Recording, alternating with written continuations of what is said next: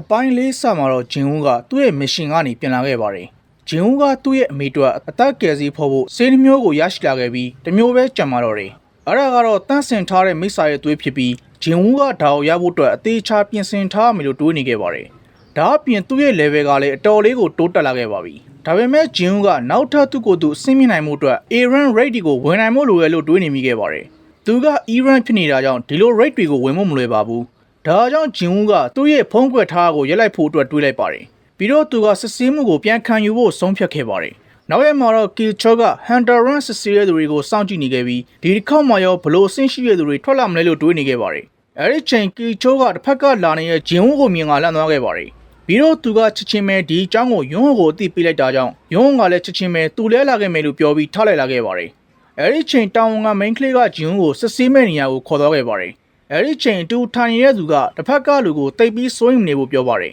။တုံလုံးနေတဲ့သူကသူ့အနေနဲ့ Hunter Lesson ကိုရအောင်ယူပြီးမိသားစုအတွက်ပတ်စံရှာမယ်လို့ပြောနေချိန်တစ်ဖက်ကလူကနေရာကိုလှမ်းပြလိုက်ပါတယ်။ပြီးတော့သူကလူကြီးကိုဒီ run နဲ့ထပ်ထွက်လာခဲ့ရင် guild ရဲ့ဝန်ထမ်းတွေကသူတို့ရဲ့ git တွေကိုဝင်ဖို့မဲဆွဲလိုက်မယ်လို့ပြောလိုက်ပါတယ်။အဲဒီချိန် main clay ကလှမ်းခေါ်လိုက်တာကြောင့်ဂျင်ဦးကဝင်သွားပြီးစစ်ဆေးတာကိုခံလိုက်ပါတယ်။ main clay ကဂျင်ဦးကိုနောက်တစ်ချိန်ပြန်စစ်ဆေးရလာလို့မေးပြီးဒါဆိုရင်စစ်ဆေးမှုကအရင်ချိန်လိုပဲလို့ဆိုကအမဲရောင်လုံးပေါ်လက်တင်ကားလိုက်ပါတယ်။ဒါပေမဲ့ဆက်ကဂျင်ဦးရဲ့ rank ကိုတတ်မှတ်မပေးခဲ့ပါဘူး။ဒါကြောင့် main clay ကဆက်ကမကောင်းတော့ဘူးလို့ထင်နေချိန် director ကဝင်လာခဲ့ပါတယ်။ director ကဘာဖြစ်တာလဲလို့ဆိုကအချိန်တွေကိုစစ်ကြည့်လိုက်ချိန်မှာတော့ဒါကဆက်ကဖြစ်တာမဟုတ်ဘဲဂျင်ဦးရဲ့စွမ်းရည်ပမာဏကိုဆက်ကမတတ်မှတ်နိုင်တာလို့ပြောလိုက်ပါတယ်။ဒါကိုကြားတော့ main clay ကအံ့ဩနေချိန် director ကဂျင်ဦးကနိုင်ငံရဲ့17မြောက် S-rank ပဲလို့ပြောလိုက်ပါတယ်။အဲဒီချိန်အပြင်ဘက်မှာတော့ Great ရဲ့ Hunter ခေါင်းဆောင် Troy နဲ့ Wu တို့ကစကားပြောနေကြပါတယ်။ Troy က Wu ကိုအတောင်ပံပါတဲ့ဘယ်စိတ်တွေနဲ့ပတ်သက်ပြီးဘာထူးသေးလဲလို့မေးတော့ Wu ကအခုတော့ခွဲစစ်စစ်ဆေးမှုတွေလုပ်နေတယ်လို့ပြောပြလိုက်ပါတယ်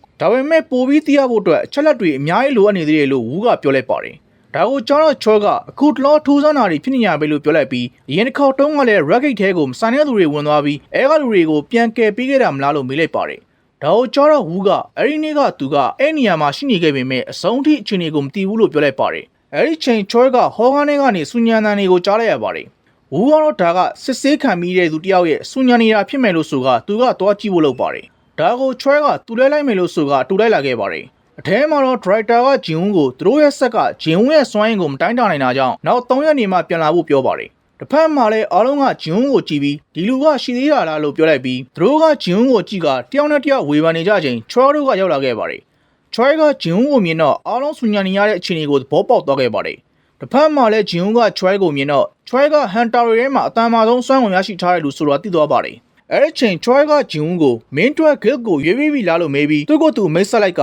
ချိန်ရရင်ခဏလောက်စကားပြောဖို့အတွက်ပြောလိုက်ပြီးလက်ကိုဆန့်မိလိုက်ပေမဲ့ဂျင်ဦးကတော့အလင်းလုံးနေလို့ပါလို့ဆိုကအပြင်ထွက်သွားခဲ့ပါတယ်။ဒါအောင်မြင်တော့အားလုံးက guild ရဲ့ကိုယ်စားလှယ်ကအငင်းခံလိုက်ရတာလားလို့တီးတိုးပြောနေခဲ့ပါတယ်။ Troy ကိုရန်လည်းအံ့ဩပြီးသူကဝူကိုငါက guild ရဲ့ကိုယ်စားလှယ်ဆိုတာတေချာပြောပြီးမိတ်ဆက်လိုက်တယ်မလားလို့မေးလိုက်ကအတီးပြုတ်လိုက်တော့ဝူကလည်းသဘောတူခဲ့ပါတယ်။ဒါကိုကျွန်တော် Troy ကငါကအထင်ကြီးလုံးနေရပဲလို့ပြောလိုက်ပါတယ်။အဲဒီချိန်ယွန်းကလည်းအပြေးလွှားရောက်လာခဲ့ပြီးသူကဂျင်ဦးကဘယ်မှာလဲလို့မေးခဲ့ပါတယ်။ဒါကြောင့် director ကပြန်သွားပြီလို့ပြောပြလိုက်ချိန်တစ်ဖက်က Troy ကတော့ယွန်းရဲ့အပြုတ်မှုကိုကြည့်ပြီးဂျင်ဦးကတောင်းအောင်အဆင့်မဟုတ်ဘူးဆိုတာသဘောပေါက်တော့ခဲ့ပါတယ်။အဲဒီချိန်ယွန်းကလည်း Troy ကိုမြင်ကလန့်သွားခဲ့ပါတယ်။ဘာလို့လဲဆိုတော့သူကဒီအကြောင်းကို Troy ကိုမသိစေချင်ခဲ့လို့ပါ။တစ်ဖက်မှာတော့ဂျင်ဦးကသူ့ရဲ့မိကိုလာပြီးကြည့်နေခဲ့ပါတယ်။အချိန်မရွေးနိုးလောက်နိုင်တဲ့ပုံစံရှိပေမဲ့အခုထိသတိလစ်နေတဲ့မိခင်ကိုကြည့်ကဂျင်ဦးကခဏဆောင်နေဖို့ပြောလိုက်ပါတယ်။အဲဒီနောက်သူကပြန်ထွက်လာတော့သူ့ကိုစောင့်ကြည့်နေတဲ့ဝူကိုတွေ့လိုက်ရပါတယ်။ ဝူကသူတို့က Hunter တွေကိုစောင့်ကြည့်ရပြီးအပြစ်လောက်တဲ့ Hunter တွေကိုတားဆီးပေးရတယ်လို့ပြောလိုက်ပါတယ်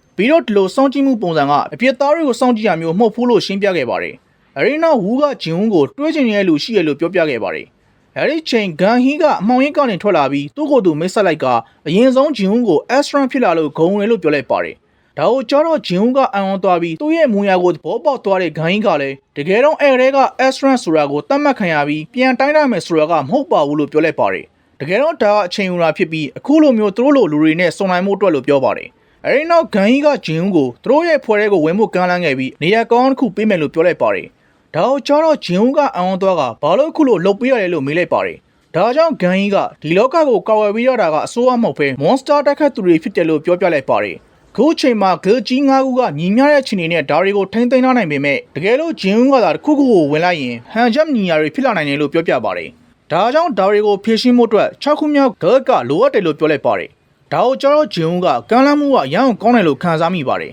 ပြီးတော့ပထမဆုံး Astron ဖြစ်လာတဲ့ဂန်ကြီးကလည်းအခုလိုနားအုံနေချိန်မှာတော့အသေးအလဲ level မြင့်ထားတဲ့သူနဲ့အတူတူပဲဆိုတာဂျင်ဦးကသဘောပေါက်နေခဲ့ပါတယ်ဒါပေမဲ့ဂျင်ဦးကကမ်းလှမ်းမှုကိုညှင်းပယ်ခဲ့ပါတယ်ဒါကိုကျွန်တော်ဂန်ကြီးကနောက်ဆုံးတော့ဂျင်ဦးလဲငွေနောက်ကိုလက်တယ်လို့ထင်သွားခဲ့ပေမဲ့ဂျင်ဦးကတော့သူကတိုက်ခတ်ချင်တာပါလို့ပြောပြီးသူရှိနေတာကဒန်ဂျွန်မဲလို့ပြောလိုက်ပါတယ်ဒါကိုကျွန်တော်ဂန်ကြီးကသူ့အနေနဲ့မခံစားရတာကြာပြီဖြစ်တဲ့ခံစားချက်ကိုခံစားလိုက်ရပါတယ်တကယ်လို့သူသာငယ်ရွယ်သေးနေရင်ဒီလိုမျိုးစိတ်သက်ရှိနေတဲ့ဂျင်ဦးနဲ့ပခုံးချင်းရှင်တိုက်ချင်စိတ်တွေဖြစ်သွားခဲ့ပါတယ်အဲဒီနောက်ဂန်ကြီးကဂျင်ဦးကိုသူ့အနေနဲ့အတင်းမတိုက်တွန်းပါဘူးလို့ပြောတော့ဂျင်ဦးကအိမ်ကိုပြန်သွားခဲ့ပါတယ်ဒါအိုကြီးကဂန်ကြီးကဝူးကိုနောက်ပိုင်းချိန်စရာတွေကိုဖျက်လိုက်လို့ပြောပြီးသူ့ရဲ့ခံစားချက်ကောင်းလေးကိုပျက်စီးခြင်းလို့ပြောလိုက်ပါတယ်ပြီးတော့ဂန်ကြီးကဝူးကိုသူနဲ့အတူရက်တစ်ခွက်တောက်ဖို့တောင်းဆိုလိုက်ပါတယ်တစ်ဖက်မှာတော့ဒန်ဆူကဒဏ်ရာတွေနဲ့ဆေးရုံပေါ်မှာသတိရလာခဲ့ပြီးသူ့ကိုလည်း laptop driver ကလာကြည့်ခဲ့ပါတယ်ပြီးတော့ဟွမ်ကတကယ်ပဲ monster လားလို့မေးတော့ဒန်ဆူကဟွမ်ကလူသားရောဖြစ်နိုင်တဲ့ထင်လားလို့ပြောလိုက်ပါတယ်သူ့ရဲ့စကားကို laptop driver ကလက်ခံလိုက်ပြီးတတ်တာသွားရင်ဌာနချုပ်ကိုလာတွေ့ဖို့ပြောလိုက်ပါတယ်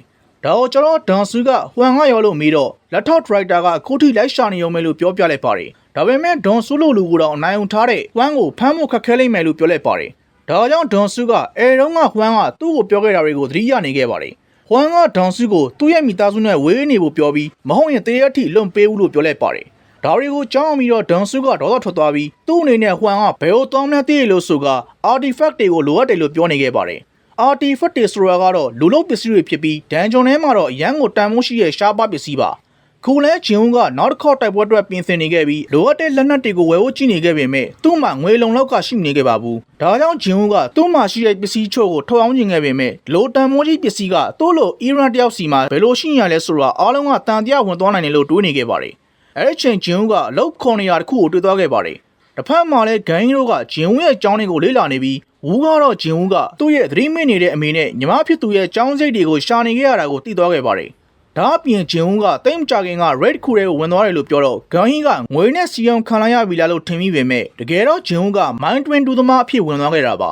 ဒါကိုကျွန်တော်ဂန်ကြီးကဂျင်ဦးကနားလည်ရခက်တဲ့သူပဲလို့ပြောလိုက်ပါတယ်အဲ့ဒီချိန်ဂျင်ဦးကတော့ gate ပြင်ဘက်မှာ mind twin တူသမားတွေနဲ့အတူရှိနေခဲ့ပါတယ်အထဲဘက်မှာတော့ Troy ခေါင်းဆောင်တဲ့အဖွဲ့ကအထဲက monster တွေကိုရှင်းလင်းနေခဲ့ပြီးခဏကြာမှတော့ထွက်လာခဲ့ပါတယ်အဲ့ဒီချိန်ချကဂျင်ဦးရဲ့အစွမ်းကိုခံစားမိလိုက်ပေမဲ့သူကချက်ချင်းပဲပုံနေခဲ့လိုက်ပါတယ်အဲ့ဒီနောက်သူတို့ကထဲဝင်ပြီးမိုင်းစာတူးပါတယ်အဲ့ဒီချိန်အားလုံးကဂျင်ဦးရဲ့စွမ်းအားကိုမြင်ပြီးအောင်းနေခဲ့တာပါခဏကြာမှတော့ဂျင်ဦးတို့ကထမင်းဆောင်းထားဖို့လုပ်ပေမဲ့ဂျင်ဦးကတော့မနာခဲ့ပါဘူးသူကအကြောင်းပြချက်တစ်ခုပေးကကြံနေခဲ့ပြီးအားလုံးပြင်ထွက်သွားချိန်မှာတော့တကယ် boss ကိုတွားတွေ့ခဲ့ပါတယ်သူက boss ကိုတိုက်ခတ်ဖို့လုပ်နေချိန်ချကရောက်လာခဲ့ပြီးဂျင်ဦးကိုဘာလုပ်နေရလဲလို့မေးလိုက်ကဇလန်းလေးကတခန်းရတော့ခဲ့ပါတယ်